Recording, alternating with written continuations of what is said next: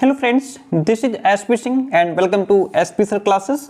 Due friend, बात करेंगे BEd second semester. According to Kanpur university second semester में जो आपका पेडागोजी सब्जेक्ट सोशल साइंस है, इसका ये जो क्वेश्चन बैंक है एग्जाम टाइम का गोल्ड सीरीज, इस क्वेश्चन बैंक को हम लोग कवर कर रहे थे, जिसमें इसकी 2 यूनिट कंप्लीट हो चुके हैं। यूनिट फर्स्ट एंड सेकंड के 2 पार्ट हमने करा दिए हैं। ओके, एंड आज के इस क्लास में हम लोग यूनिट 3 एंड 4 दोनों यूनिट को कवर करेंगे।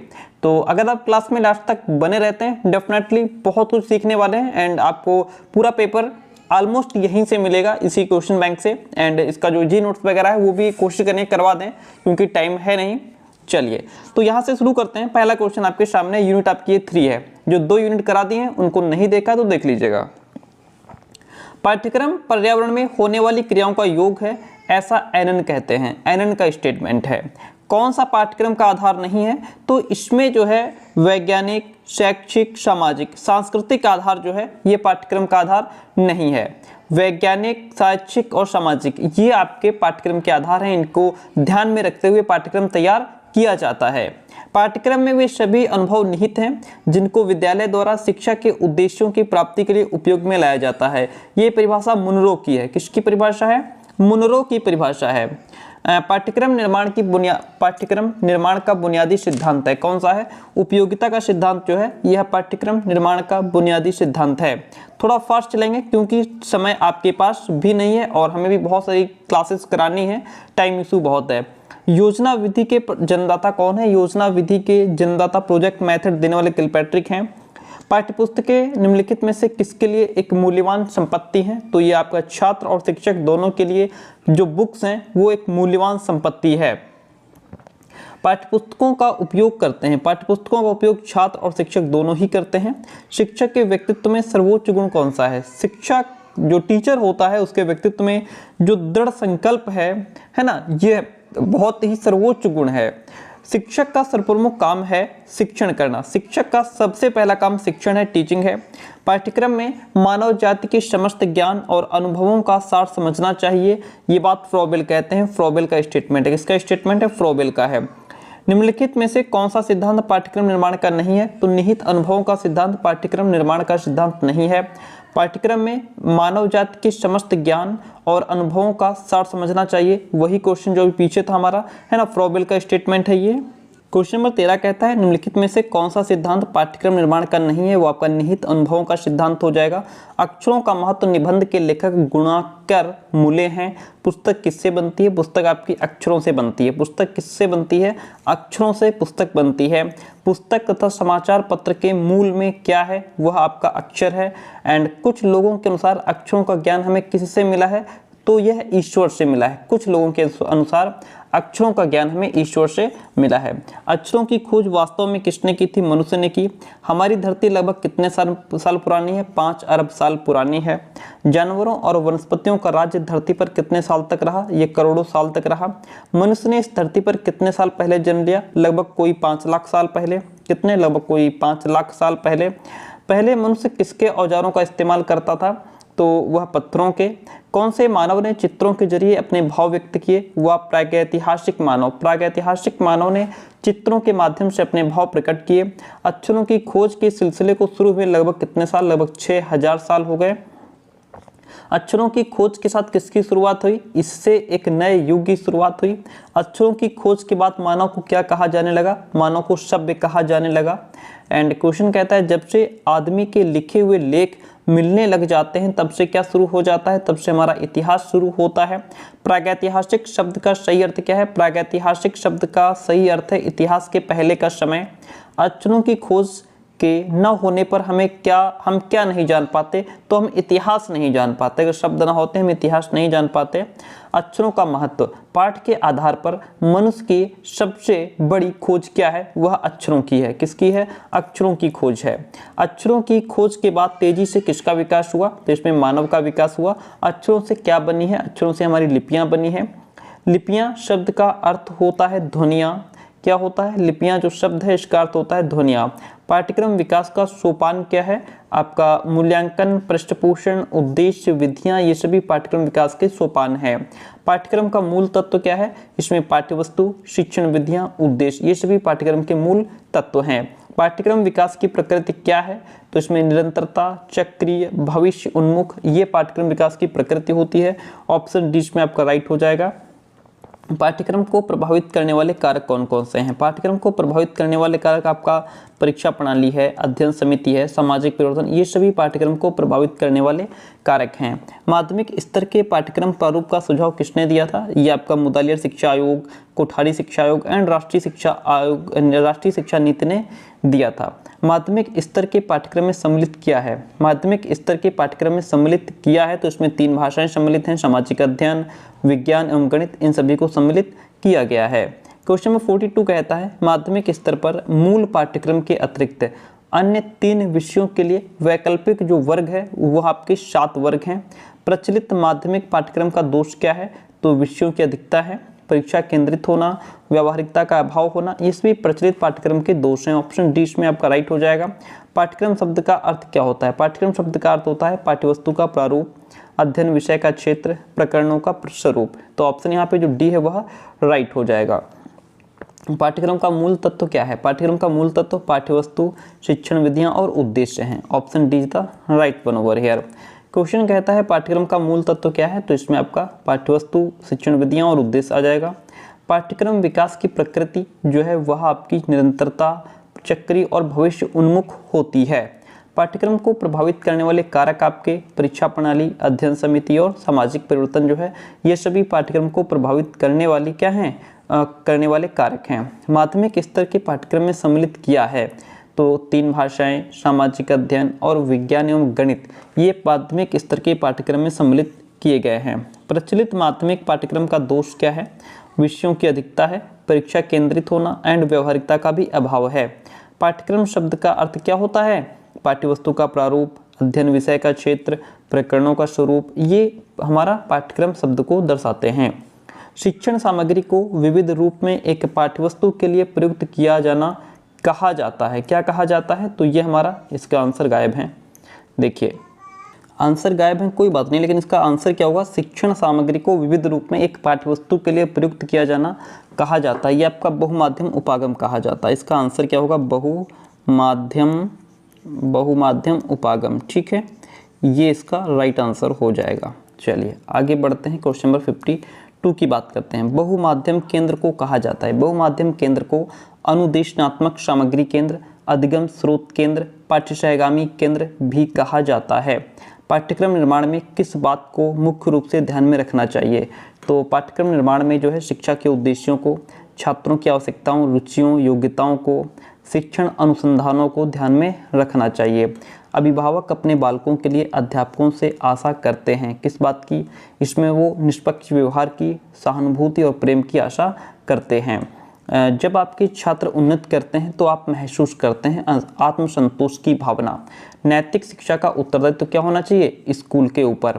नैतिक शिक्षा का उत्तरदायित्व स्कूल के ऊपर होना चाहिए। नर्सरी स्कूलों की शुरुआत किसने की थी? फ्रॉबेल ने। नर्सरी स्कूलों की शुरुआत करने वाले फ्रॉबेल हैं। विद्यालय में खेलों के आयोजन का उद्देश्य क्या होता है? बालक का सर्वांगीण विकास करना। अभिभावक मुलाकात दिवस की सबसे अधिक आवश्यकता जो है वह प्राइमरी कक्षाओं में पड़ती है, जिसमें पेरेंट टीचर्स मीटिंग जिसको कहते हैं। भारत में शिक्षित बेरोजगारी का प्रमुख कारण क्या है? उद्देश्यहीन शिक्षा। उद्देश्यहीन शिक्षा है तभी बेरोजगारी अधिक है। आपके विचार में शिक्षा का उद्देश्य क्या होना चाहिए? आपके विचार में शिक्षा का उद्देश्य, हमारे विचार में शिक्षा का उद्देश्य होना चाहिए बालक का सर्वांगीण विकास हो, उसका आध्यात्मिक विकास हो, चारित्रिक विकास हो, मानसिक विकास हो, शारीरिक विकास हो। मूल्यांकन वह नवीन प्रविधि है जो मापन के व्यापक प्रत्यय को प्रस्तुत करता है। यह कथन किसका है? यह कथन आपका राइट स्टोन का है। किसका है? राइट स्टोन का स्टेटमेंट है ये। ठीक है, यह कथन राइट स्टोन का है। आगे बढ़ते हैं। चलिए, मूल्यांकन का महत्व क्या है? मूल्यांकन का महत्व है वांछित शैक्षिक उद्देश्यों के संबंध में जानकारी के लिए, बालकों को उपलब्धि की जानकारी के लिए, शिक्षण प्रक्रिया में परिवर्तन व सुधार के लिए। उपरोक्त सभी यहाँ पे आपका राइट आंसर हो जाएगा। और मूल्यांकन प्रक्रिया का मुख्य अंग क्या है? मूल्यांकन प्रक्रिया का मुख्य अंग है उद्देश्य, सीखने से उत्पन्न अनुभव, व्यवहार में परिवर्तन। तो option D is the right one. गुणात्मक परीक्षा है। गुणात्मक परीक्षा हमारी संचयी अभिलेख, जांच सूची, रेटिंग स्केल, ये सभी हमारी गुणात्मक परीक्षा के अंतर्गत आते हैं। वस्तुनिष्ठ परीक्षा की विशेषता क्या है? वस्तुनिष्ठ परीक्षा की विशेषता है वस्तुनिष्ठता होती है, इसमें विश्वसनीयता एंड वैधता भी होती है। मानव मूल्यों के विकास के आधार क्या हैं? विश्वास, आदर्श, आचरण, आस्था, ये सभी मानव मूल्यों के विकास के आधार हैं। मूल्यांकन पाठ्य योजना किसने दी? ये आपके ब्लूम ने दी। मूल्यांकन पाठ्य योजना किसने दी? ब्लूम ने दी है। क्वेश्चन कहता है मूल्यांकन पाठ्य योजना के पद होते हैं। मूल्यांकन पाठ्य योजना के पद आपके 3 बताए गए हैं। रचनात्मक मूल्यांकन किया जाता है, आपका सतत मूल्यांकन के रूप में रचनात्मक मूल्यांकन किया जाता है। स्वाध्याय के सोपान हैं क्रियान्वयन। किस तरह के लेखन को आकलन में शामिल करना उचित है? तो इसमें आपका सूचना संदेश, डायरी, विज्ञापन, इन सभी प्रकार के लेखन को आकलन में शामिल करना उचित है। प्राथमिक स्तर पर पढ़ने की क्षमता के आकलन में सबसे कम महत्वपूर्ण क्या है? वह आपका अक्षर जोड़ करके पढ़ना। सतत आकलन का उद्देश्य ये जानना है कि बच्चों ने क्या सीखा। सतत आकलन का उद्देश्य ये जानना है कि बच्चों ने क्या सीखा। कक्षा 8 के बच्चों का सतत आकलन करने का सबसे अधिक महत्वपूर्ण क्या है? भाषा प्रयोग की क्षमता। शिक्षार्थियों के सतत एवं समग्र मूल्यांकन CCE पर प्रभावी जोर दिया गया राष्ट्रीय शिक्षा नीति 1986 में। शैक्षिक मूल्यांकन के उद्देश्य क्या होते हैं? शैक्षिक मूल्यांकन के आपके 3 उद्देश्य होते हैं। मौन वाचन का मूल्यांकन किस परीक्षा के द्वारा किया जा सकता है? मौन वाचन का मूल्यांकन जो है आपका वह पूर्ति परीक्षा, सत्यासत्य परीक्षा, बहुविकल्पी परीक्षा के माध्यम से किया जा सकता है। ऑप्शन डी राइट हो जाएगा। प्रश्न पत्र निर्माण करने से पूर्व निम्न में से किस प्रपत्र को तैयार करना आवश्यक है? तो ब्लूप्रिंट को तैयार करना आवश्यक माना गया है। शैक्षिक प्रक्रिया के मूल्यांकन के संदर्भ में आप किस स्थान से किस कथन से सहमति प्रकट करेंगे? बच्चों को पास फेल करना वास्तव में व्यवस्थागत विफलताओं को बच्चों के सिर मढ़ना है। यह स्टेटमेंट आपका इसमें ज़्यादा बेहतर है। उच्च प्राथमिक स्तर पर लेखन क्षमता का आकलन करते समय आप किस बिंदु को सर्वाधिक महत्व देंगे? तो इसमें आपका विचारों की मौलिकता को सबसे अधिक महत्व दिया जाएगा। बच्चों की भाषा क्षमता का आकलन करने की दृष्टि से निम्नलिखित में से कौन सा प्रश्न सर्वाधिक उपयोगी एवं सार्थक है? फेरी वालों की आवाज़ें सुनिए और किसी एक कक्षा में अभिनय करके दिखाइए। इस प्रकार का प्रश्न सर्वाधिक उपयोगी और सार्थक माना जाएगा। निम्नलिखित में से किस प्रकार के प्रश्न बच्चों की भाषागत रचनात्मकता का आकलन करने में सर्वाधिक रूप से उपयुक्त होंगे? तो वह आपके मुक्त अंत वाले प्रश्न। क्वेश्चन कहता है उच्च प्राथमिक स्तर पर बच्चों की भाषाई क्षमताओं का आकलन करने के लिए सर्वाधिक जो उपयोगी है वह पाठ में आई कहानी को आगे बढ़वाना ज़्यादा इम्पोर्टेंट है ना। तो यदि तुम्हें डलिया भरकर आम दे दिए जाएं तो तुम क्या करोगे? इस प्रश्न का उद्देश्य है बच्चों के अनुभव और चिंतन को स्थान देना, क्योंकि जब बच्चों को ये पूछा जाएगा कि तुम क्या करोगे तो वो अपना एक्सपीरियंस शेयर करेगा, वो चिंतन करेगा, कई दिशाओं में सोचेगा, है ना। तो इसलिए ये इंपॉर्टेंट है। मूल्यांकन का आवश्यक गुण क्या है? देखिए वस्तुनिष्ठता, विश्वसनीयता, वैधता, ये सभी मूल्यांकन के आवश्यक गुण हैं। प्राथमिक स्तर पर भाषा का आकलन करने में सबसे अधिक सहायक आपका पोर्टफोलियो है। अवलोकन को आकलन का भाग तभी कहा जा सकता है जब अवलोकन नियमित रूप से किया जा रहा हो। विद्यार्थियों द्वारा अध्यापकों के मूल्यांकन की शिक्षा में संस्तुति की गई। किसकी? मेहरोत्रा कमेटी की। विद्यार्थियों द्वारा अध्यापकों के मूल्यांकन की शुरुआत की गई अमेरिका से। विद्यार्थियों द्वारा अध्यापकों के मूल्यांकन की शुरुआत की गई तो यह आपकी वर्ष 1920 से। कब से? वर्ष 1920 से।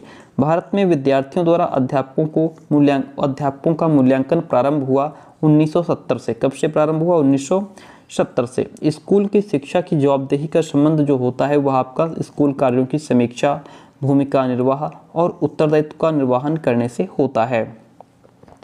व्यावसायिक मानकों को प्रभावित करने वाला जो कारक है वह आपका प्रोत्साहन, व्यावसायिक शिक्षा एंड वेतनमान है। ऑप्शन डी यहाँ भी आपका राइट हो जाता है। हम आगे बढ़ जाते हैं। क्वेश्चन कहता है मूल्यांकन का प्रकार है इसमें कौन सा है? देखिए स्थापना तथा निर्माणात्मक मूल्यांकन, निदानात्मक मूल्यांकन, संकल्पनात्मक या योगात्मक मूल्यांकन, ये सभी मूल्यांकन के प्रकार हैं। मूल्यांकन द्वारा किसमें आवश्यक परिवर्तन एवं सुधार किया जाता है? तो शिक्षण में, परीक्षा में, परीक्षण में, पाठ्यक्रम में, इन सभी में मूल्यांकन के माध्यम से आवश्यक परिवर्तन किया जाता है। मूल्यांकन में निहित जो महत्व है वो किसका है? देखिए बालक में निहित योग्यताओं के संबंध में जानकारी, यह मूल्यांकन में निहित होता है। उद्देश्य प्राप्ति की सीमा के संबंध में जानकारी भी मूल्यांकन में निहित होता है। मूल्यांकन का मतलब होता है कि उद्देश्य प्राप्ति की सीमा के संबंध में जानकारी हासिल की जाए, बालक में जो योग्यताएं हैं उनके संबंध में जानकारी हासिल की जाए, छात्रों की उपलब्धि के संबंध में जानकारी हासिल की जाए, ये सभी मूल्यांकन में समाहित होते हैं। आगे बढ़ते हैं। क्वेश्चन कहता है 98 नंबर, शिक्षार्थियों के सतत एवं समग्र मूल्यांकन CCE पर प्रभावी जोर जो दिया गया वह राष्ट्रीय शिक्षा नीति 1986 में दिया गया। शैक्षिक मूल्यांकन के उद्देश्य क्या होते हैं? 3 होते हैं। मौन वाचन का मूल्यांकन किस परीक्षा के द्वारा किया जा सकता है? यह आपका पूर्ति परीक्षा, सत्यासत्य परीक्षा, बहुविकल्पी परीक्षा के माध्यम से किया जा सकता है। प्रश्न पत्र निर्माण करने से पूर्व निम्न में से किस प्रपत्र को तैयार करना आवश्यक है? तो इसमें ब्लूप्रिंट को तैयार करना आवश्यक है। ब्लूप्रिंट को तैयार करना आवश्यक है। क्वेश्चन कहता है शैक्षिक प्रक्रियाओं के मूल्यांकन के संदर्भ में आप किस कथन से सहमति प्रकट करेंगे? तो बच्चों को पास फेल करना वास्तव में व्यवस्थागत विफलताओं को बच्चों की सिर मरना है, ये स्टेटमेंट यहाँ पे ज़्यादा बेहतर है। एंड क्वेश्चन कहता है उच्च प्राथमिक स्तर पर लेखन क्षमता का आकलन करते समय आप किस बिंदु को सर्वाधिक महत्व देंगे? तो विचारों की मौलिकता को अधिक महत्व दिया जाएगा। एंड एक क्वेश्चन डबल कर दिया यहाँ पे। क्वेश्चन नंबर 104 कहता है बच्चों की भाषा क्षमता का आकलन करने की दृष्टि से निम्नलिखित में से कौन सा प्रश्न सर्वाधिक उपयोगी एवं सार्थक है? कौन सा प्रश्न, कौन सा स्टेटमेंट? देखिए नीचे दिए गए शब्दों के वचन बदलिए। तितली, चूहा, क्या इस तरीके से जो है सर्वाधिक उपयोगी और सहायक होगा ये जो स्टेटमेंट है? या फिर इसमें सीधी बात यह है कि फेरी वालों की आवाज़ सुनिए और किसी एक कक्षा में अभिनय करके दिखाइए, इट इज़ मोस्ट इम्पॉर्टेंट, है ना? ये कथन ज़्यादा सही है। एंड ये तो क्वेश्चन सारे डबल लग रहे हैं यहाँ पे। ये क्वेश्चंस डबल इन्होंने देखो टाइप कर दिए हैं, कोई बात नहीं, आगे बढ़ते हैं। सूक्ष्म शिक्षण से यहाँ से ठीक है। सूक्ष्म शिक्षण की जो अवस्था है, सूक्ष्म शिक्षण ज्ञान प्राप्ति की अवस्था है, कौशल प्राप्ति की अवस्था है और कौशल हस्तांतरण की अवस्था है। तो ये सभी जो है सूक्ष्म शिक्षण की अवस्थाएं हैं। क्वेश्चन कहता है सूक्ष्म शिक्षण के संबंध में क्या सही है? देखिए स्टैनफोर्ड विश्वविद्यालय ने 14 शिक्षण कौशलों की सूची तैयार की है। कैलिफोर्निया विश्वविद्यालय ने 18 शिक्षण कौशलों की सूची तैयार की है। भारत में MA यूनिवर्सिटी बड़ौदा ने 21 टीचिंग स्किल्स की एक सूची तैयार की है। तो यहाँ पे सभी बातें सही हैं। सूक्ष्म शिक्षण की कौन सी विशेषता नहीं है? प्रतिपुष्टि ज्ञान अर्जन में सहायक नहीं होता, ये गलत बात है। जबकि जो प्रतिपुष्टि होता है, जो फीडबैक होता है, वह ज्ञान अर्जन में सहायक होता है। सूक्ष्म शिक्षण का महत्व क्या है? शिक्षण कौशलों में प्रवीणता लाने में यह प्रभावी विधि है। सूक्ष्म शिक्षण का पर्यवेक्षण पूरी तरह वस्तुगत होता है और छात्राध्यापक में आत्मविश्वास की वृद्धि होती है।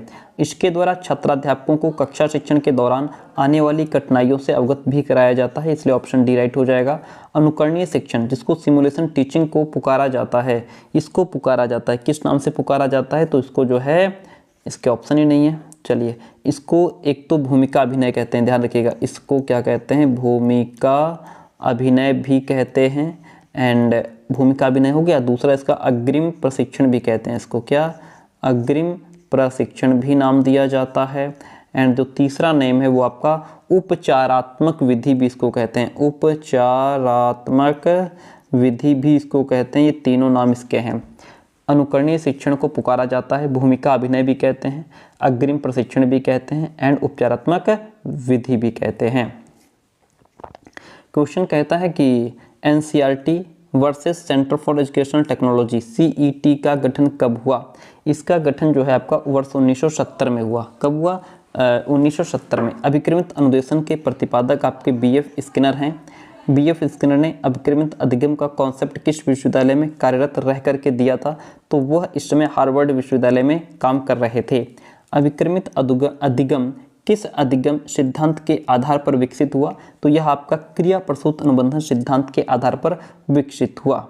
ठीक है। क्वेश्चन नंबर 210, रेखीय अभिक्रमित अधिगम के प्रतिपादक कौन है? BF Skinner.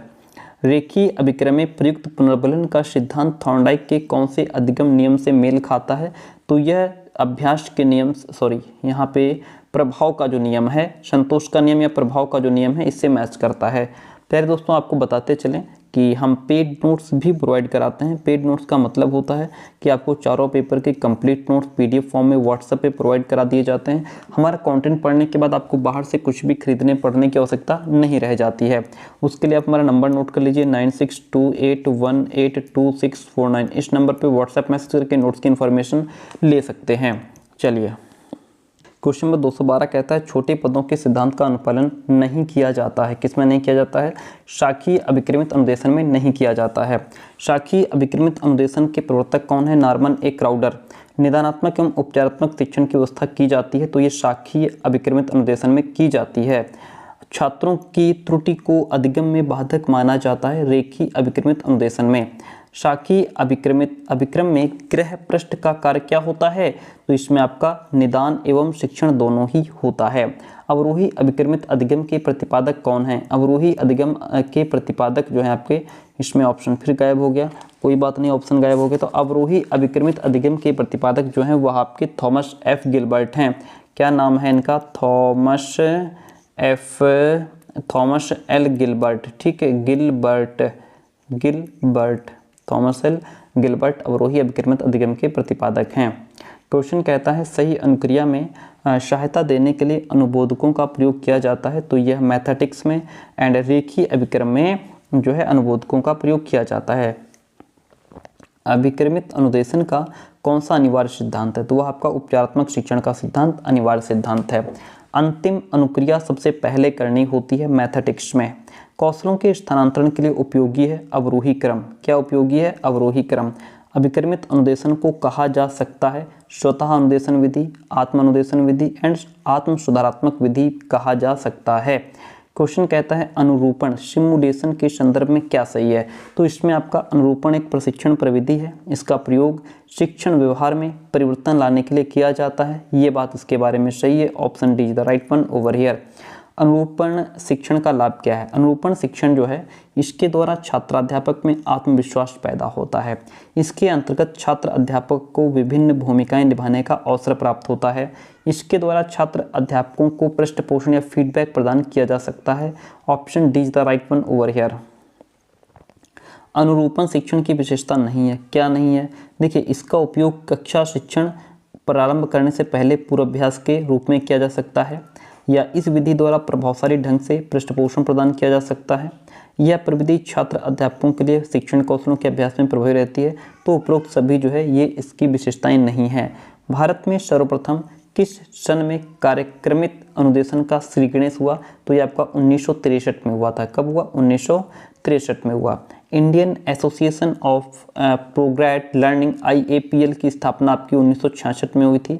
कार्यक्रमित अनुदेशन का महत्व क्या है?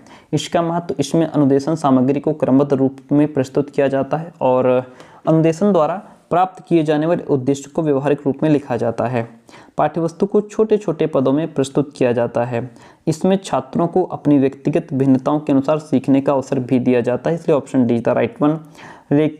रैखिक कार्यक्रमित अनुदेशन में पद का भाग क्या है? तो इसमें आपका उद्दीपन, अनुक्रिया, पुनर्वरण ये सभी इस पद के भाग हैं। रैखिक कार्यक्रमित अनुदेशन में पदों का प्रकार क्या है? तो इसमें प्रस्तावना पद, शिक्षण पद, अभ्यास पद, परीक्षण पद ये सभी जो हैं रेखीय कार्यक्रमित अनुदेशन के पद हैं। कार्यक्रमित अनुदेशन की विशेषता नहीं है। क्या नहीं है? तो इसमें आपका यह स्वतः अधिगम की सामग्री प्रस्तुत नहीं करता, ये इसकी विशेषता नहीं है। अनुदेशन व्यवस्था इंस्ट्रक्शनल डिजाइन का संबंध आधुनिक कौशल तथा प्रविधियों को शिक्षा तथा प्रशिक्षण की आवश्यकताओं के प्रयोग करने से है। इसके अंतर्गत वे सभी विधि, साधन, वातावरण सम्मिलित किए जाते हैं जो अधिगम को सुगमता एवं सरलता प्रदान करते हैं। यह कथन आपका अनविन का है। अनुदेशन व्यवस्था का प्रकार नहीं है शिक्षण मनोविज्ञान। पाठ योजना के 5 सोपान पंचपदी को प्रस्तुत किया था हर्बर्ट ने। किसने प्रस्तुत किया था? हर्बर्ट ने। सूक्ष्म शिक्षण जो है वह आपका अवश्रेणीय शिक्षण कहा गया है और नहीं, इसमें जो सूक्ष्म शिक्षण है वो आपका वास्तविक शिक्षण बेस्ट ऑप्शन। ठीक है, ये काट दो। जो सूक्ष्म शिक्षण आपका वो वास्तविक शिक्षण है। स्मृति एवं बोध स्तर के शिक्षण प्रतिमानों की संरचना में कौन सा वाक्य विन्यास महत्वपूर्ण है? इसमें आपका प्रस्तुतिकरण is the best one. And next question कहता है सूक्ष्म शिक्षण के भारतीय प्रतिमान में कुल कितना समय लगता है? तो भारतीय प्रतिमान में इसका कुल 36 मिनट का समय लगता है।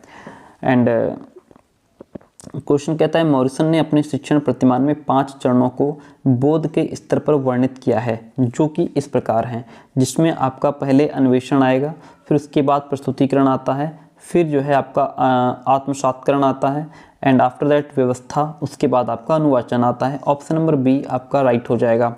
यदि अध्यापक के पास सच्चा आदर्श नहीं है, उसे शीघ्र ही दुकानदार बन जाना चाहिए, वहाँ उसे अपनी योग्यता के अनुसार निसंदेह एक आदर्श प्राप्त होगा। शिक्षकों की व्यावसायिक आचार संहिता के बारे में ये बात लॉरी ने कही है। सूक्ष्म शिक्षण के आविष्कारक स्टैनफोर्ड विश्वविद्यालय के जो प्रोफेसर हैं वो डी एलन हैं।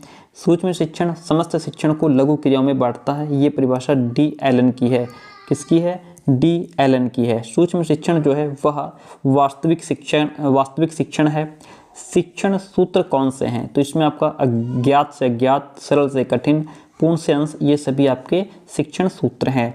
सूक्ष्म शिक्षण का अभिप्राय व्यवहार परिवर्तन करना है, प्रशिक्षु अध्यापकों का व्यवहार परिवर्तन करना है। आप सभी प्रशिक्षु अध्यापक हैं, छात्राध्यापक छात्राध्यापिकाएं हैं। भारतीय शिक्षाविद जिसने सूक्ष्म शिक्षण पर महत्वपूर्ण काम किया वो बीके पाशी हैं। कौन? बीके पाशी हैं। सूक्ष्म शिक्षण में एक कक्षा में जो विद्यार्थी होते हैं वो आपके 5 से 10 विद्यार्थी होते हैं। शिक्षण का चरण क्या है? पूर्व प्रक्रिया चरण, अंतः क्रिया चरण, या फिर और आगे बढ़ते हैं, देखते हैं। नहीं, ऑप्शन ही गायब है आगे। देखिए जैसे इसमें लिखा है कि शिक्षण का चरण क्या है, तो शिक्षण का चरण एक तो आपका पूर्व क्रिया चरण हो गया, ठीक है, अंतः क्रिया चरण हो गया, ठीक है। तीसरा नंबर यहाँ पे सी नंबर लिख लीजिए, उत्तर क्रिया चरण, उत्तर क्रिया चरण, ठीक है, उत्तर क्रिया चरण। ये 3 हो गए। अब इसमें ये सभी यहाँ पे राइट हो जाएगा आपका, ठीक है, ये तीनों ही बातें यहाँ पे आपकी सही हो जाती हैं। क्वेश्चन कहता है शिक्षण के पूर्व क्रिया चरण में निम्न में से कौन सी क्रिया सम्मिलित है? तो इसमें आपका शिक्षण के उद्देश्यों का निर्धारण और पाठ्यवस्तु के संबंध में निर्णय, शिक्षण की युक्तियों के संबंध में निर्णय लेना, शिक्षण युक्तियों का वितरण करना, ये सभी क्रियाएं इसमें शामिल हैं। निम्नलिखित में से कौन सा मल्टीमीडिया संलेखन उपकरण का एक प्रकार नहीं है? वह आपका ध्वनि आधारित है। MPEG मानक मुख्य रूप से एक है बिट स्ट्रीम विशिष्टता है, बिट स्ट्रीम विशिष्टता है। निम्न में से कौन सा छवि प्रकार हानिपूर्ण संपीड़न का उपयोग करता है? वो JPG है। कार्य विश्लेषण के लिए किए गए एक शोध के बाद आउटपुट में क्या होता है? तो इसमें जो है आपका पत्रिकाओं, इलेक्ट्रॉनिक डाटा, प्रकाशनों, इन सभी का आउटपुट देखा जाता है। जो मल्टीमीडिया विकास में प्रोटोटाइप से संबंधित नहीं है वह आपका आरेख प्रवाहित है। आरेख प्रवाहितीकरण है, यानी प्रवाहित करें। दोबारा इस क्वेश्चन को समझिए, कह रहा है जो मल्टीमीडिया विकास में प्रोटोटाइप से संबंधित नहीं है, तो संबंधित कौन कौन है? देखिए, कहानी मंडल, स्क्रिप्ट, अंतिम वीडियो, ये सभी आपके मल्टीमीडिया विकास में प्रोटोटाइप से रिलेट करते हैं। आरेख प्रवाहित करें, ये इसमें आपका रिलेट नहीं करता है, तो इसको हटा देंगे, सीधी सी बात है।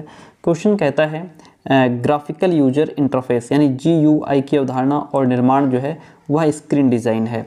यूज़र इंटरफेस डिज़ाइन है, ये आपका उपयोगकर्ता के लिए चित्र में प्रतिनिधित्व करना यूज़र इंटरफेस डिज़ाइन है। मुद्रण में उपयोग करने के लिए सबसे अच्छा रंग कौन सा होता है? वह आपका CMYK होता है। अच्छा रंग कोड कौन सा होता है? कोड आपका CMYK होता है। कौन सा एक वेब डिज़ाइन उपकरण है? वह आपका ड्रीम वीवर जो है एक वेब डिज़ाइन उपकरण है। एक छवि के अतिरिक्त किनारों को हटाने की प्रक्रिया को क्या कहा जाता है? क्रॉपिंग कहते हैं। मल्टीमीडिया के पूर्व उत्पादन से कौन संबंधित है? Story board.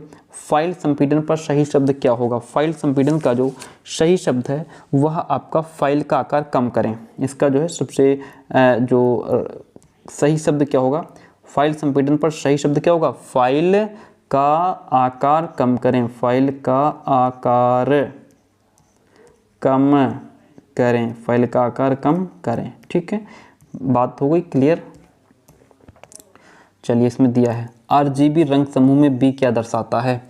तो इसमें जो रंग B है वह आपका नीला रंग दर्शाता है, यानी ब्लू को दर्शाता है। रंग कोड है #5540 में दर्शाते हैं, इसमें हम लाल रंग दर्शाते हैं। चौड़ाई और ऊंचाई, चौड़ाई, लंबाई और ऊंचाई के रूप में माना जाता है किसको? आयाम को। जो वीडियो प्रारूप नहीं है वह आपका PNG है। एंड 177 नंबर क्वेश्चन कहता है संग्रहित जानकारी का छोटा रूप आपका फाइल है। वेबसाइट के पहले पेज को हम लोग होम पेज कहते हैं। सिस्टम आरेख, प्रवाह चार्ट और स्टोरी बोर्ड से संबंधित हैं कौन? योजना संरचना, हाइपर मीडिया कौन सा एक मीडिया है? ये आपका इंटरैक्टिव मीडिया है। हाइपर मीडिया जो है वह एक इंटरैक्टिव मीडिया है। 181 क्वेश्चन कहता है डिजिटाइजिंग का क्या मतलब है? डिजिटाइजिंग का मतलब है एनालॉग वीडियो को डिजिटल वीडियो में बदलने की प्रक्रिया। एनालॉग वीडियो को डिजिटल वीडियो में बदलने की प्रक्रिया है। जो किसी विशेष दृश्य के भीतर चमक और अंधेरे के विभिन्न स्तरों को संदर्भित करता है उसे कंट्रास्ट कहते हैं। एंड पहलू अनुपात का क्या अर्थ है? पहलू अनुपात का अर्थ है चौड़ाई और ऊंचाई के बीच का अनुपात। चौड़ाई और ऊंचाई के बीच का अनुपात। GUI और CLI क्या है? यह इंटरफेस के प्रकार हैं। निम्न में से मल्टीमीडिया के ऑब्जेक्ट्स क्या हैं? देखिए मल्टीमीडिया के ऑब्जेक्ट्स क्या हैं, तो इसमें क्वेश्चन आंसर फिर गायब है आंसर। इसमें आपका जो है, जैसे हम बता देते हैं आपको, मल्टीमीडिया के ऑब्जेक्ट्स में आपका जैसे एक तो टेक्स्ट आ जाएगा, क्या आ जाएगा? टेक्स्ट आ जाएगा। दूसरा आपका जो है वो ऑडियो आ जाएगा, टेक्स्ट हो गया, ऑडियो हो गया, वीडियो हो गया। तो यहाँ पे ये तीनों ही जो है मल्टीमीडिया के ऑब्जेक्ट्स हैं। ऑप्शन इसमें आपका ये सभी राइट हो जाएगा। हम किसी वीडियो फाइल के साइज़ को कैसे कम कर सकते हैं? कंप्रेस करके कम कर सकते हैं। JPEG का पूरा नाम क्या है? JPEG का पूरा नाम जॉइंट फोटोग्राफिक एक्सपर्ट्स ग्रुप है। दो या उससे ज़्यादा इमेजेस को मिलाकर एक नई इमेज बनाने की तकनीक को मॉर्फिंग कहते हैं। क्या कहते हैं? मॉर्फिंग। GEIF का पूरा नाम क्या है? Graphic interchange format. निम्नलिखित में से किस प्रकार के कंप्रेशन में क्वालिटी का लॉस होता है? तो किसमें? लॉसी में जो है क्वालिटी का लॉस होता है। MMS का फुल फॉर्म क्या है? MMS का फुल फॉर्म जो है आपका मल्टीमीडिया मेल सिस्टम या मल्टीमीडिया मैशिंग सिस्टम। क्या हो जाएगा? इसमें आपका राइट आंसर है multimedia messaging system. Multimedia messaging system, option B is the right one. Video compression के कितने प्रकार होते हैं? इसके 2 प्रकार होते हैं। निम्न में से कौन सी इमेज फाइल लॉसी फॉर्मेट में होती है? वो आपकी JPEG है। एनालॉग वेव्स, एनालॉग तरंगों को डिजिटल फॉर्मेट में बदलने की प्रक्रिया को साउंड फोर्ज कहते हैं। इमेज के सबसे छोटे वर्जन को क्या कहा जाता है? थंबनेल कहते हैं। इमेज के सबसे छोटे वर्जन को थंबनेल कहा जाता है। एक वीडियो निम्न में से किसके सीक्वेंस से मिलकर बनी होती है? तो वह आपकी फ्रेम्स के सीक्वेंस से मिलकर के बनी होती है। MPEG का प्रयोग निम्नलिखित में से किसे कंप्रेस करने के लिए किया जाता है? वह आपका वीडियो है। PNG का पूरा नाम क्या है? PNG का पूरा नाम होता है पोर्टेबल नेटवर्क ग्राफिक्स। क्या होता है? लिख लीजिए, पोर्टेबल नेटवर्क ग्राफिक्स। ठीक है, GRAPHICS network, portable network graphics, ये आपका PNG होता है, लिखा है इसमें। एंड निम्नलिखित में से एक मल्टीमीडिया सिस्टम की क्या विशेषता होती है? इसकी विशेषता high storage and high data rates होता है। AIFF का पूरा नाम क्या है? AIFF का पूरा नाम ऑडियो इंटरचेंज फाइल फॉर्मेट है। ऑडियो इंटरचेंज फाइल फॉर्मेट है।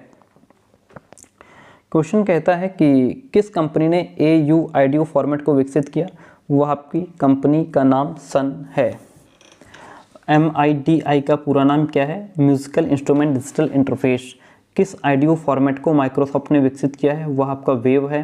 वेव माइक्रोसॉफ्ट कंप्यूटर स्क्रीन में सबसे छोटे पॉइंट को क्या कहते हैं? पिक्सल कहते हैं। क्या कहते हैं? पिक्सल कहते हैं। AVI का पूरा नाम ऑडियो वीडियो इंटरलीव्ड है। MPEG का पूरा नाम मोशन पिक्चर एक्सपर्ट्स ग्रुप है। एंड किस कंपनी ने क्विक टाइम फॉर्मेट को विकसित किया है? वह आपका माइक्रोसॉफ्ट है। VRML का पूरा नाम वर्चुअल रियलिटी मार्कअप लैंग्वेज है। वर्चुअल रियलिटी मार्कअप लैंग्वेज है। CBT का फुल फॉर्म होता है, क्या होता है? Computer based training. ठीक है, या कंप्यूटर बेस्ड आपका यहाँ पे CBT कंप्यूटर बेस्ड टेस्ट भी हो सकता है। जो ऑनलाइन परीक्षा होती है उसको CBT कहते हैं। AVI फॉर्मेट में स्टोर हुई वीडियो फाइल्स का एक्सटेंशन क्या होता है? .AVI। निम्नलिखित में से कौन सी फाइल सबसे ज़्यादा कठिन तकनीक का प्रयोग करती है? वो आपकी JPG है। फोटोग्राफिक कार्य के लिए कौन अच्छा नहीं होता? तो GIF। निम्नलिखित में से कौन सा फाइल फॉर्मेट फोटोशॉप के लिए है? तो इसमें आपका PSD जो है वो आपका फोटोशॉप के लिए है। एंड वीडियो मेल से हम क्या भेज सकते हैं? तो वीडियो मेल से हम लोग graphics, video clips, video messages सब कुछ भेज सकते हैं। कंप्यूटर में एक ही समय पर एक से अधिक माध्यमों के प्रयोग का तरीका क्या कहलाता है? आपका मल्टीमीडिया।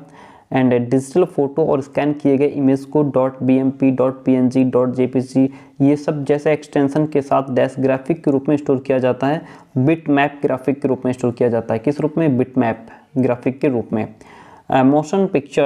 मोशन पिक्चर क्लिप में बदलाव करने के लिए किस प्रकार का सॉफ्टवेयर प्रयोग किया जाता है? वीडियो एडिटिंग वाला। मूल्यांकन से क्या अभिप्राय है? मूल्यांकन का मतलब है छात्रों की अधिगम की सफलता असफलता का अध्ययन करना, उसकी गुण दोष का, है ना। कक्षा नायक द्वारा प्रयुक्त मूल्यांकन का प्रकार जो अनुदेशन के समय सीखने के विकास में किया जाता है वह आपका संकलित मूल्यांकन होगा। क्या होगा? संकलित मूल्यांकन हो जाएगा। तो यहाँ तक हमारा ये 3 यूनिट खत्म हो गई हैं। अब देखिए यहाँ से हम लोग शुरू करते हैं आगे यूनिट नंबर 4 को।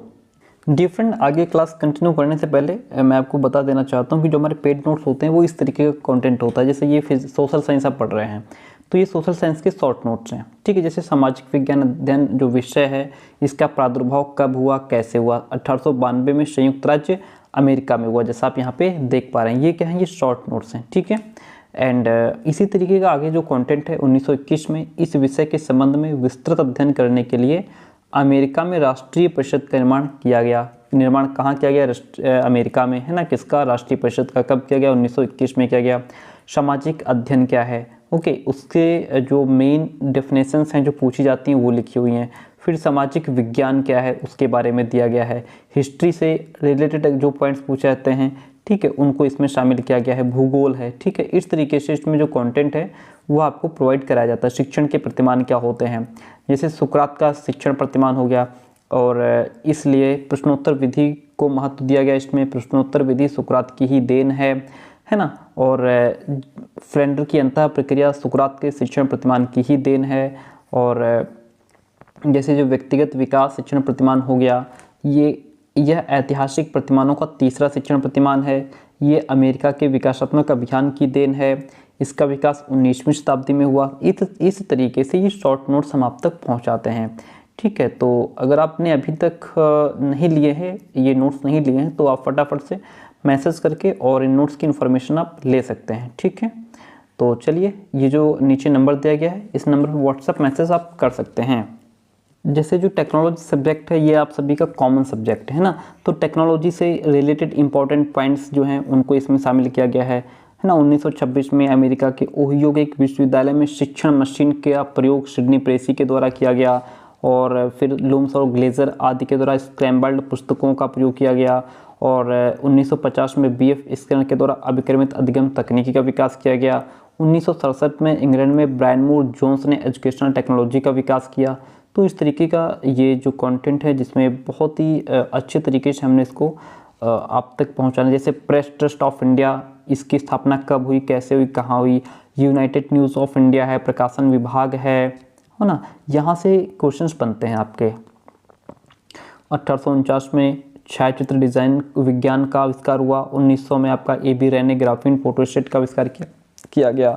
1938 में अमेरिकन प्रोफेसर M कॉल्सन जीरोग्राफी का आविष्कार किया गया।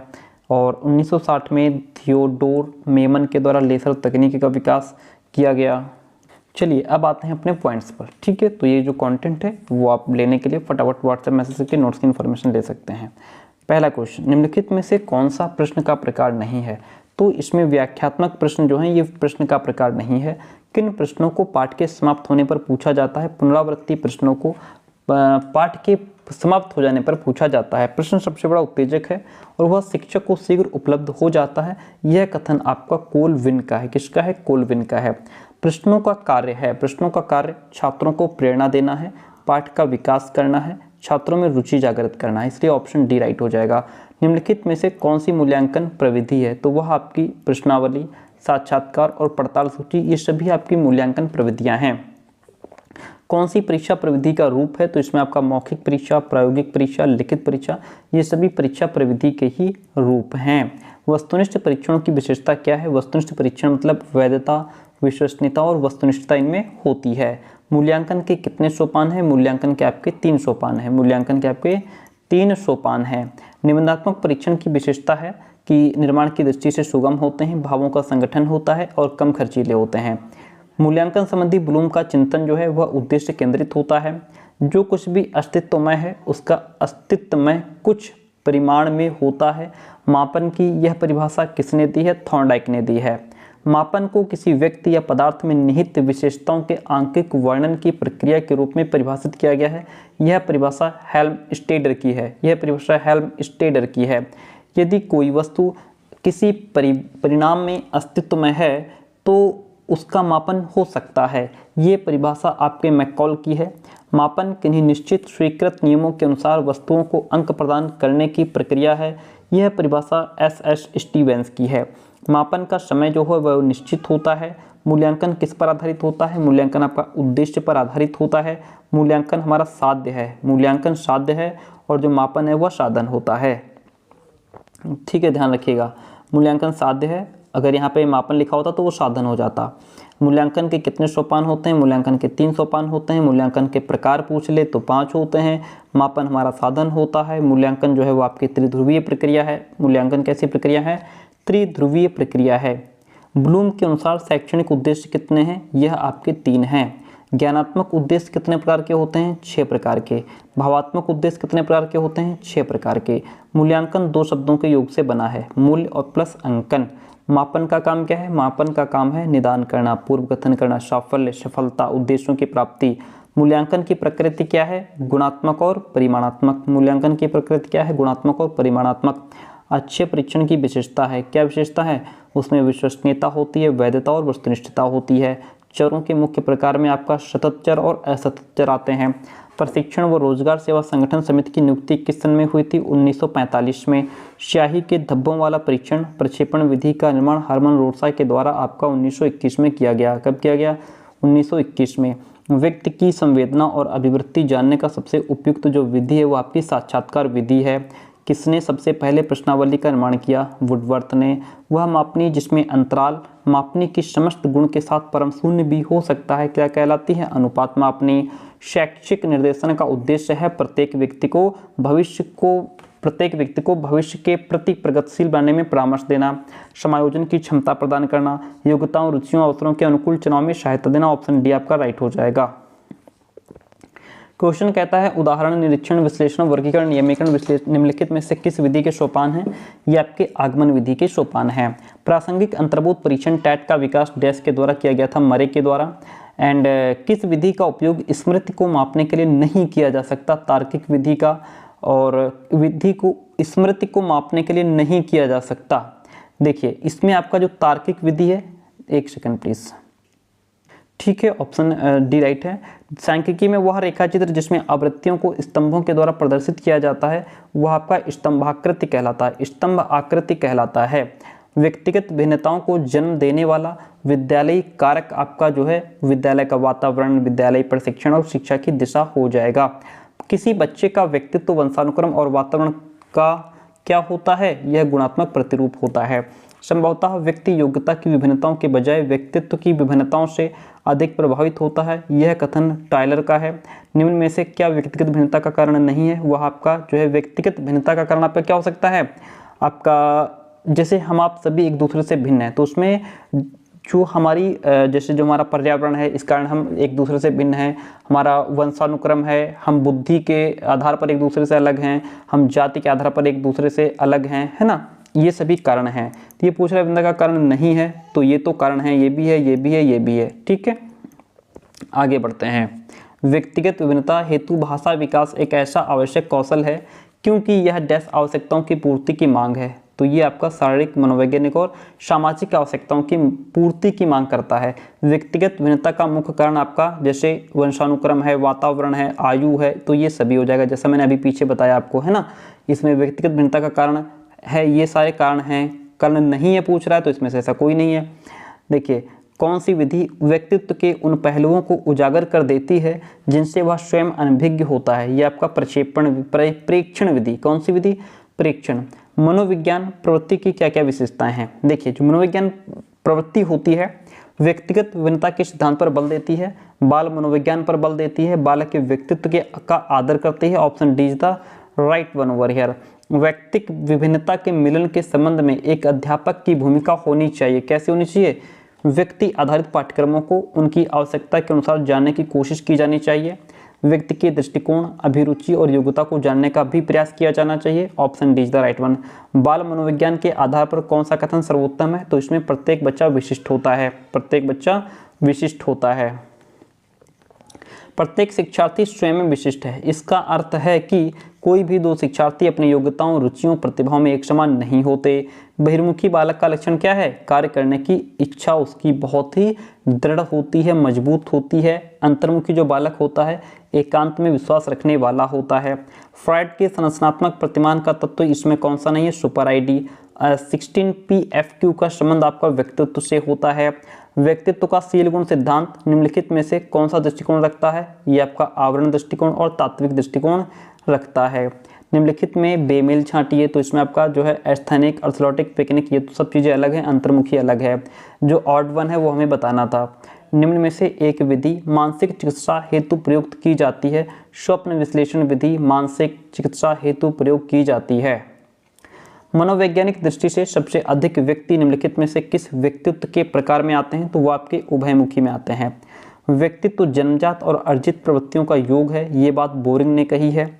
व्यक्तित्व के प्रकार सिद्धांत के अनुसार व्यक्तित्व निम्नलिखित में से किस पर आधारित है? तो ये आपका शरीर द्रव्यों पर आधारित है। टैट परीक्षण किसका मापन करता है? उपलब्धि का मापन करता है। टैट परीक्षण उपलब्धि का मापन करता है। व्यक्तित्व का सर्वाधिक मान्य वर्गीकरण आपका क्या हो जाएगा? वर्गीकरण किया है किसने किया है? युंग ने किया है। एक सामान्य स्ववृत्ति जो एक समूह अथवा एक संस्था के प्रति होती है वह आपकी अभिवृत्ति कहलाती है। व्यक्ति की पहचान करने में सहायक है आपकी बाह्य भिन्नताएं। समन्वित व्यक्तित्व में पाया जाता है दृढ़ इच्छा शक्ति। समन्वित व्यक्तित्व में आपकी दृढ़ इच्छा शक्ति पाई जाती है। आत्मकेंद्रित व्यक्ति होता है, तो आत्मकेंद्रित व्यक्ति अब अंतर्मुखी होता है। प्रश्नों के कई प्रकार होते हैं। पौधे एवं जानवरों में 4 अंतर बताइए। यह प्रश्न किस प्रकार के प्रश्न का उदाहरण है? अगर हम बच्चों से पूछ रहे हैं कि पौधे एवं जानवरों में 4 अंतर बताइए तो ये लघु उत्तरीय प्रश्न हो जाएगा। मापन और मूल्यांकन क्रमशः संख्या व गुणबोधक होते हैं। निम्नलिखित में से कौन सा रचनात्मक आकलन के लिए उचित उपकरण नहीं है? कौन सा उपकरण है जो रचनात्मक आकलन के लिए उचित नहीं है?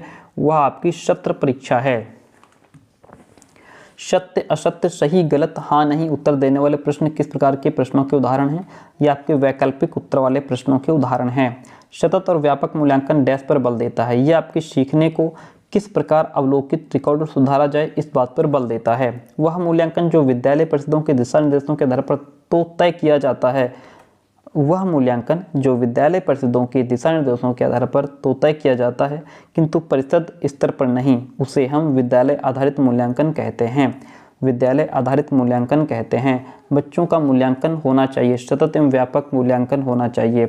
व्यवहारिक रूप से रचनात्मक मूल्यांकन का अर्थ कौन सा नहीं है? ये विश्वास करना कि प्रत्येक विद्यार्थी को सुधारने के लिए शिक्षक की भूमिका सर्वाधिक आवश्यक है, ये जो है रचनात्मक मूल्यांकन का अर्थ नहीं है।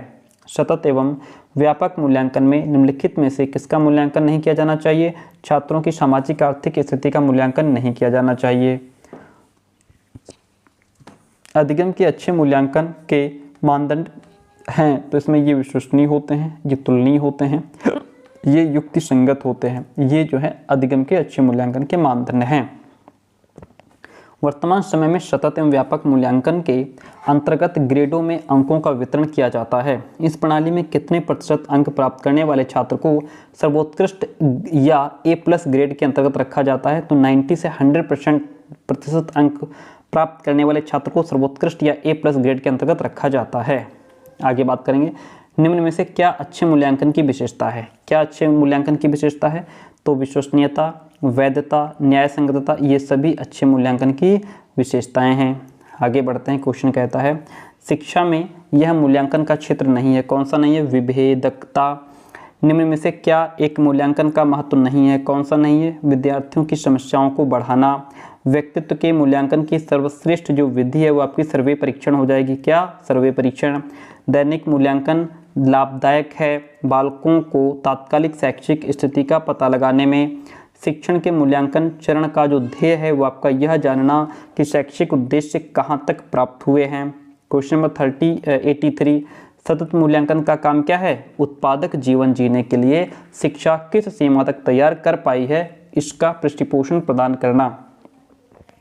मूल्यांकन सहायक है किसमें? संचय अभिलेख तैयार करने में, अधिगम उद्देश्यों की प्राप्ति में, अधिगम के व्यवहार में सुधार लाने में मूल्यांकन आवश्यक है।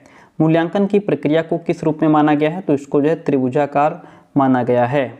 मूल्यांकन को व्यापक तभी माना जा सकता है जब संपूर्ण विषय वस्तु का मूल्यांकन हो, सभी उद्देश्य मूल्यांकित किए जाएं, सभी अध्यापक मूल्यांकन करें, बच्चों के व्यक्तित्व के सभी पक्षों का भी मूल्यांकन होना चाहिए। व्यक्तित्व मूल्यांकन की सर्वश्रेष्ठ जो विधि है आपकी वो केस अध्ययन होगी। विद्यार्थी के अधिगम का मूल्यांकन प्रमुख रूप से सतत एवं व्यापक प्रक्रिया से होना चाहिए। एक उत्तम परीक्षण की विशेषता नहीं है सीमितता। व्यक्तिनिष्ठता के मूल्यांकन क्या है? ऐसा मूल्यांकन जहां व्यक्तित्व का प्रभाव महत्वपूर्ण भूमिका अदा करे, विषय वस्तु गौण हो जाए, उसे व्यक्तिनिष्ठता का मूल्यांकन कहते हैं। शिक्षण कौशल की कुल संख्या जो है वो आपकी 23 बताई गई है। शिक्षण कौशल को अध्यापक प्रयुक्त करता है कहाँ? कक्षा के बाहर, कक्षा के अंदर, ठीक है। और कुल मिलाकर के शिक्षण कौशल को अध्यापक जो है वो कक्षा के बाहर नहीं, कक्षा के अंदर ही प्रयोग करता है। पुनर्बलन कौशल को हम क्यों प्रयुक्त करते हैं? तो उसको शिक्षण का अग्रसर करने हेतु, उसको प्रोत्साहन करने के लिए एंड अधिगम रुचिकर हो, इसके लिए हम रीइंफोर्समेंट जो स्किल होती है उसको हम यूज़ करते हैं। टीचिंग स्किल्स का मतलब होता है शिक्षण क्रियाएं, शिक्षण व्यवहार और अनुदेशात्मक क्रियाएं हों। शिक्षण कौशलों के विकास व सुधार की जो प्रविधि है वो आपकी सूक्ष्म शिक्षण है। कौन सी है? सूक्ष्म शिक्षण है। शिक्षण व्यवहार की प्रमुख प्रविधि आपकी जो है वह अनुकरणीय और सूक्ष्म शिक्षण दोनों ही हो जाएगी। शिक्षण व्यवहार सुधार का जो प्रत्यय है वो आपके डॉक्टर जी रॉमन ने दिया है। छात्रों द्वारा शिक्षकों के मूल्यांकन की सिफारिश की गई है मेहरोत्रा समिति के द्वारा। किसके द्वारा? मेहरोत्रा समिति के द्वारा। छात्रों द्वारा शिक्षकों का मूल्यांकन किस सन में प्रारंभ हुआ? 1920 में। मूल्यांकन का क्षेत्र होता है व्यापक। छात्रों द्वारा शिक्षकों का मूल्यांकन कब आरंभ हुआ? संयुक्त राज्य अमेरिका में आरंभ हुआ। कहाँ आरंभ हुआ? संयुक्त राज्य अमेरिका में।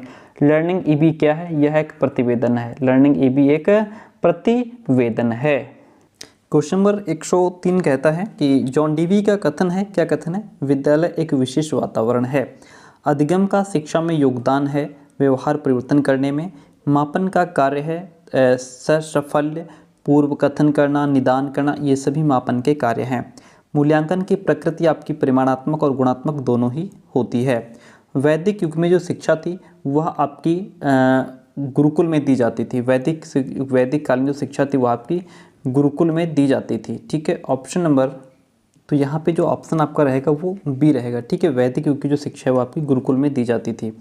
निर्देशन सेवाओं को सक्रिय व रोचक बनाने हेतु स्कूल में स्थापना की जानी चाहिए कैरियर कॉर्नर की। कक्षा में संपन्न जो निर्देशन है वह आपका सामूहिक निर्देशन है। मापन का शिक्षा में क्या महत्व है? तो शिक्षण विधि बनाने में एंड मूल्यांकन करने में सहायक है, योग्यता की मात्रा जानने में। ये मापन का जो है शिक्षा में महत्व होता है। उपचारात्मक शिक्षण की सफलता किस बात पर निर्भर करती है? उपचारात्मक शिक्षण की सफलता उपचारात्मक शिक्षण की सामग्री पर, समय और अवधि पर, माप जो है नियमों के ज्ञान पर और समस्याओं के कारणों का सही पहचान करने पर उपचारात्मक शिक्षण की सफलता निर्भर करती है। उपचारात्मक शिक्षण के लिए आवश्यक नहीं है। कौन आवश्यक नहीं है? शिक्षण विधि को स्थायी रखना। उपचारात्मक शिक्षण का आधार निम्न में से कौन सा है? वो आपका निदानात्मक परीक्षण है।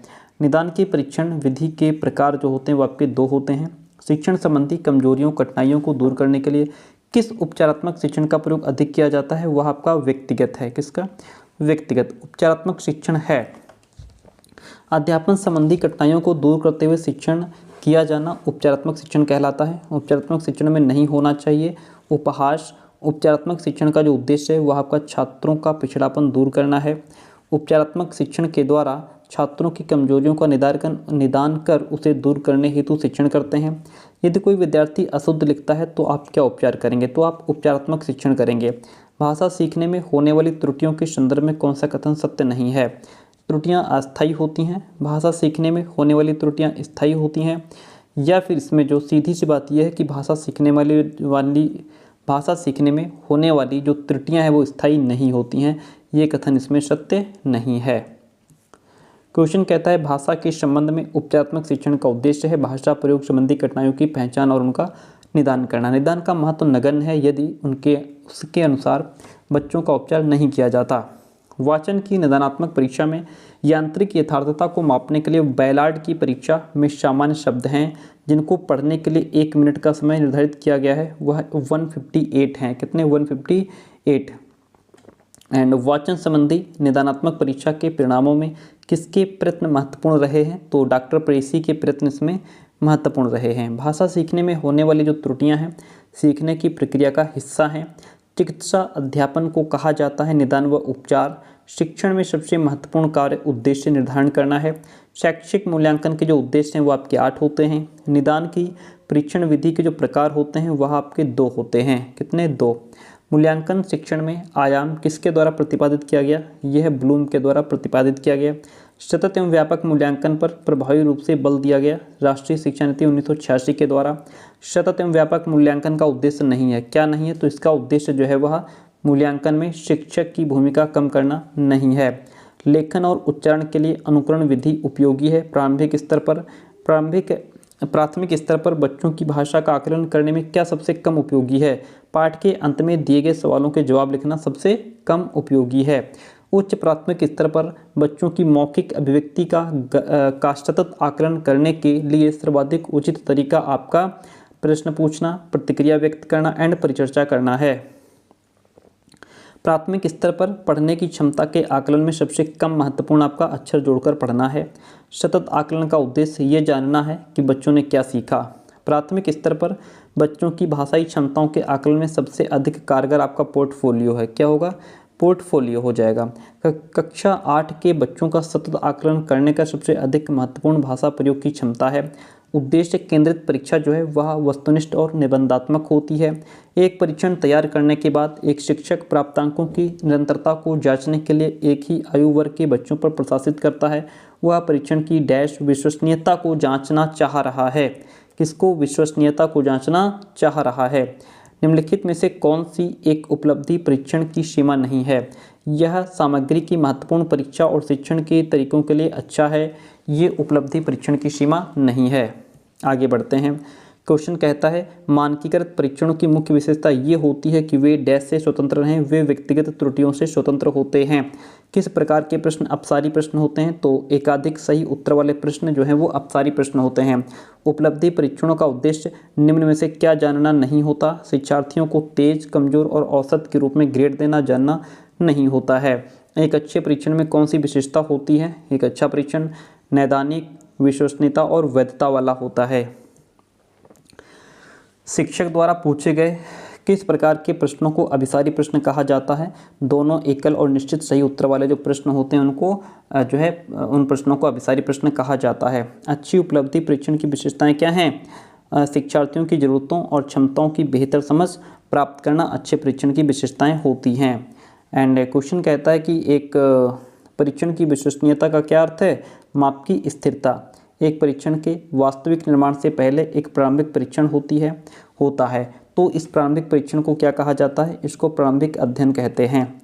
एक अच्छे प्रश्न पत्र की क्या विशेषता है? वैधता और विश्वसनीयता, ये एक अच्छे प्रश्न पत्र की विशेषताएं हैं। मूल्यांकन डैश है यदि यह लगातार समान छात्रों के समान परिणाम प्राप्त करता है तो मूल्यांकन जो है वह आपका विश्वसनीय होता है। मूल्यांकन विश्वसनीय है।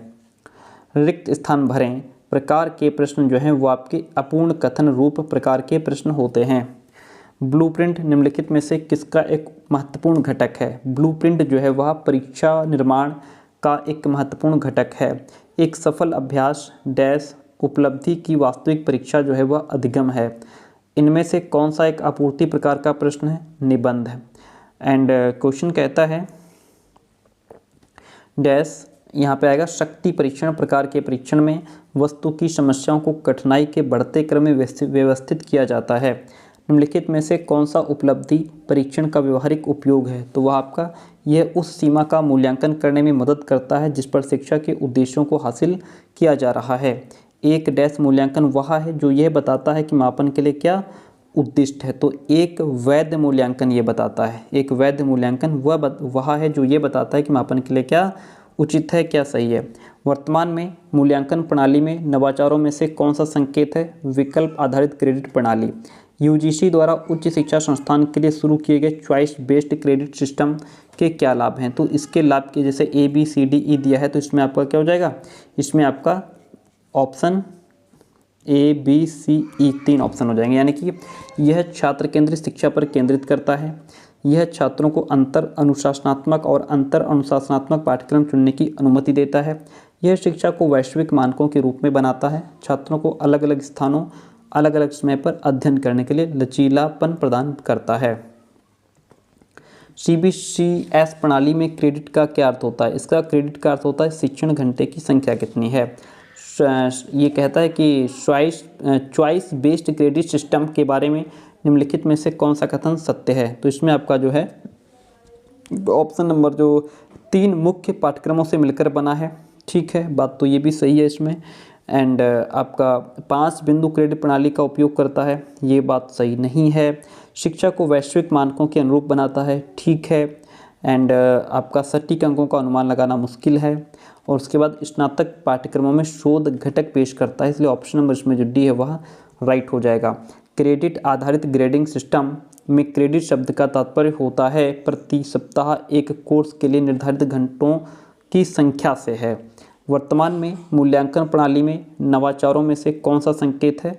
विकल्प आधारित क्रेडिट प्रणाली।